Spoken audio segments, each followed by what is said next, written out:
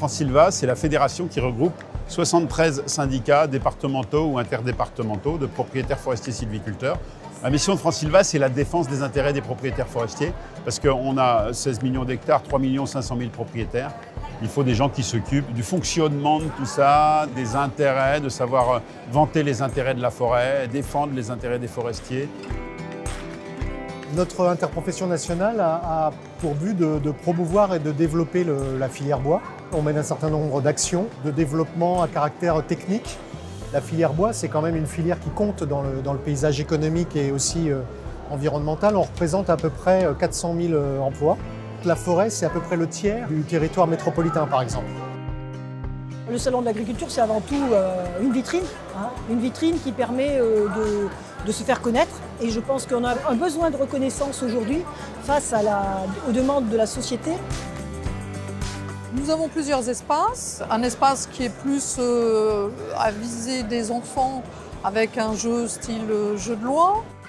Nous avons un espace avec de la simulation en réalité virtuelle où les visiteurs peuvent conduire des engins mécaniques qui interviennent en forêt. Et puis donc des espaces d'échange et de la documentation qu'ils pourront remporter.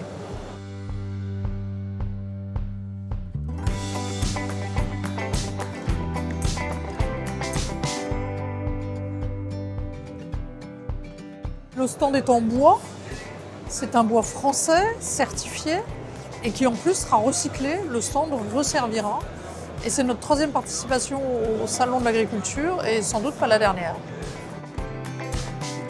La forêt, on croit la connaître, mais finalement on ne la connaît pas si bien que ça. Donc c'est important pour nous aussi de bien faire comprendre les enjeux auxquels nous sommes confrontés aujourd'hui.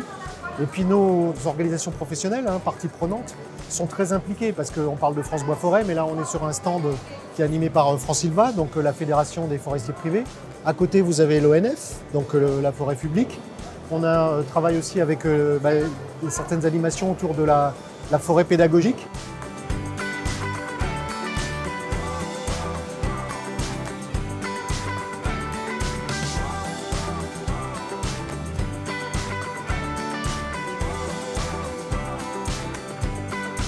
Alors les grands enjeux, c'est d'abord les enjeux de climat, c'est-à-dire que la forêt privée en particulier, elle souffre d'un manque de récolte.